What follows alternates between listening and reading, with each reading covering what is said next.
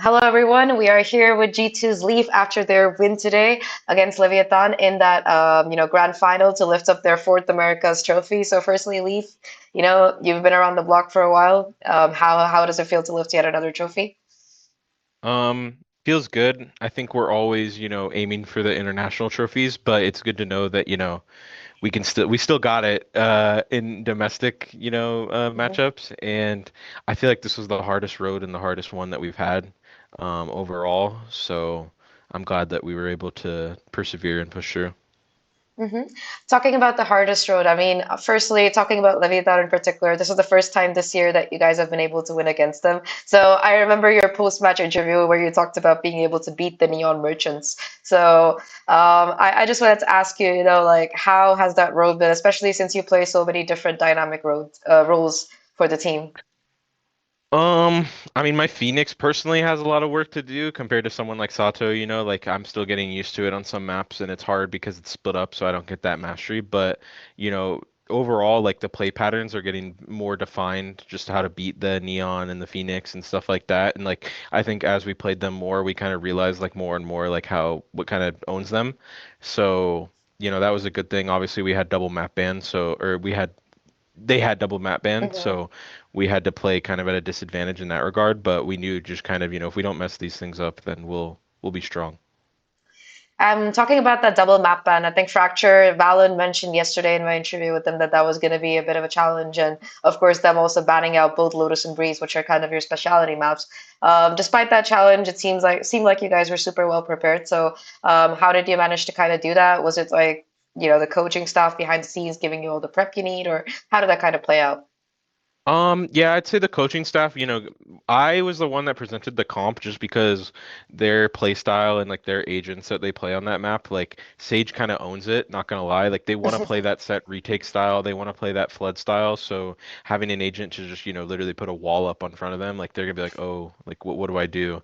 So, but the coaches were the ones that, figured out the game plan, figured out how we're gonna approach this, what we're gonna counter and stuff like that. And I think that, even though we've been banning it and um we haven't shown at this stage like we aren't like we've it's not like we've never played the map before as a team. I mean, I don't think we played it with Baby Bay obviously, but like last year it was in the map pool for stage one and it Mhm. was in the map pool for Bangkok and stuff like that, and like we have a very good understanding of like the map. We're just a little rusty on it obviously, so picking something that's kind of simple was the key. Okay, talking about Baby Bay in particular, this is your first trophy with him. And last time this year, he was like doing analysis on your matches. Now he's here in real time. So how has it been to kind of lift the first trophy with him? Because he said he really wanted to do that with you guys. I think it's awesome. I mean, Dre is just insane, you would never like think of if you put like looked at him as a player, you would never think like his age and stuff like that. And like he has a lot of life experience, obviously, so getting him that trophy and just getting him that feeling, like maybe it'll be really good for us heading into London. Talking about London as well, you guys have got that playoffs advantage right now, so a lot more time to prep, especially since the neon and the shotgun buffs, sorry, nerfs are going to be heading in. I remember Jogabo telling me in my interview with him that he's going to be pretty happy to get out of neon jail. So, seeing that you guys are one of the more flexible teams heading into this tournament, how do you think having that extra time to prepare is going to hit? And what do you think about the rest of the Americas teams heading into London? I think the America teams, I mean, I think NRG is kind of finding their stride throughout the stage one. They leaned more into like Kiko on the Phoenix and stuff like that and the Jet, which was really good for them. Lev, obviously, they're kind of the masters of their own comps. They're playing Phoenix on literally almost every map, and they're really strong at the micro of that.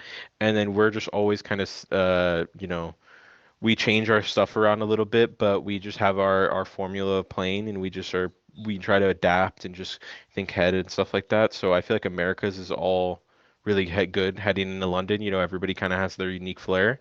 Mm-hmm. Um, but yeah, like London, it's always a challenge, and having the break is nice just because, we played a lot of games personally, Yeah. If we had to go through this BO5 and we lost all the way to the finish line, that'd be 13 maps played this weekend, and then we'd have to head into EWC qualifiers online, and then we'd have to fly, and then we'd have to play group stage, and then we'd have to play playoffs. So this is like the one time where it's kind of like a huge like sigh of relief because you're just like that would have been very overwhelming, to be consistently good for that long.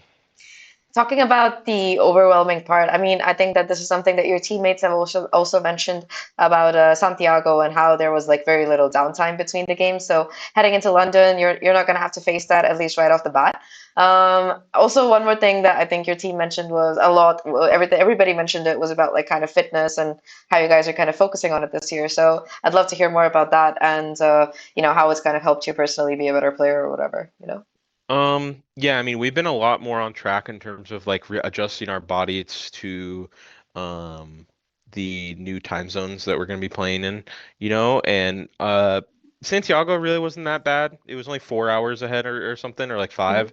So like that's not too terrible, but London's a little bit more. So just getting that adjustment before we fly, making sure our sleep is good when we're there when we first get there, so that the jet lag feeling isn't as long, and then also just making sure that like we do more fitness nowadays just to get the heart flowing, get that like stress like limit, I guess, like up more basically. And also when we're there in London, it's good to like tell our body like, oh, this is going to be normal now, like this is the adjustment that we're going to make and stuff like that. So yeah, I mean, I think it's worked out great.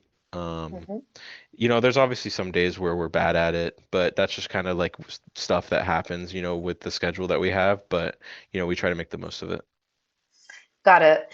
So, and about London as well, which teams in particular would you be super excited to play? I know a bunch of your teammates have told me you guys really want to play GE for Baby Bay, but aside from that, you personally, are there any favorites that you want to go after? um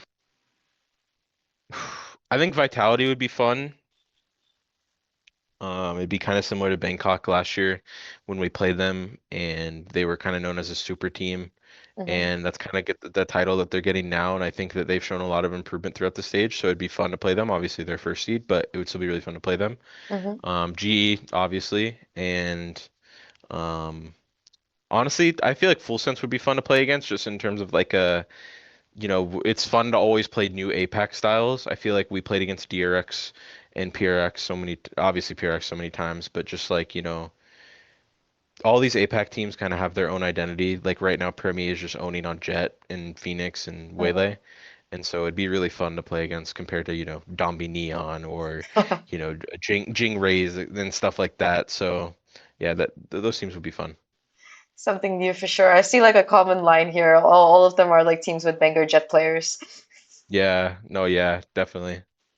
I see. I mean, it would definitely be fun to watch. I know Joggable for certain is going to be very happy to be back on the Rays and, other roles apart from the Neon for sure. So, I mean, I also think I wanted to ask your take about it since you're the one who has to deal with the Neon quite often. So, since that nerf is kind of finally going to be hitting, how do you think it's going to affect these teams that are very dependent on the Neon? Like, for example, if you look at Leviathan, their Spike takes a lot of those first kills, and they basically have almost double the first kills that you guys had in the series. So, do you think this nerf is going to affect them more adversely heading into London, especially since they have less time to prep because they also have to worry about the group stage. I think every team is gonna kind of be like that because everyone's kind of playing Neon on a map. There's not like a set team that's really not avoiding it. Like we play it on, not that many maps, but we still play it. And so I think Spike will be fine. I think like Kashmaris will be fine on Heretics and stuff like that. They play a very unique style where like they don't rely on the jump as much, but I feel like the agent will be easier to play against in general. Hmm. Combined with the shotgun nerfs, but I think they're still going to be really good. Lev, they're gonna figure it out. Like they're pretty good at that. Yeah, fair enough. All right. And talking about G2 in particular, last couple questions before I let you go. I can see that it's been a long ride. No, So no, yeah, no problem. yeah, so talking about the run that you had, the 13 maps over the last 3 days, I mean, it was probably pretty difficult losing on Friday. So how did you guys manage to recover and win not just one best of five, but two best of fives that both went the distance? Um, I mean, a lot of just endurance.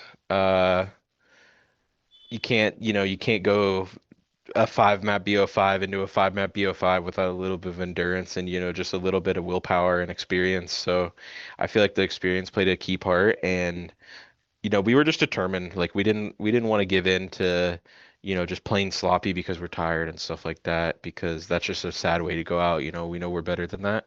And Hmm. we played so many of these BO5s together that, we need to capitalize on one of them in the end. And so, we ended up playing like literally all 7 maps in 2 days and playing some of them multiple times, and it was just kind of crazy. Yeah, I think the multiple times did that help more, or was that like did that make it worse because there was like what footage? I mean, against Lev, it doesn't matter that much. They kind of just do their own stuff, and you just kind of be able to beat them. But yeah, against like energy and stuff, that stuff does kind of hurt a little because it's just like, they get more stuff to look at.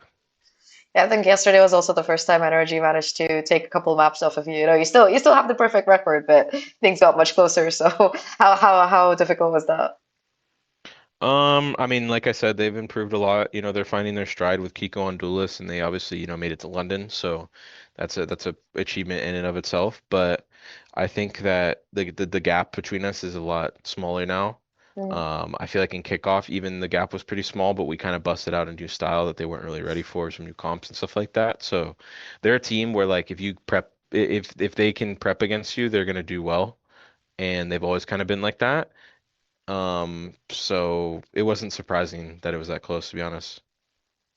Makes sense. All right. And I mean, you talked about the players, you talked about the teams that you really wanted to play. Is there any particular player that you'd love to have like a head-to-head with, or even a skirmish with at London?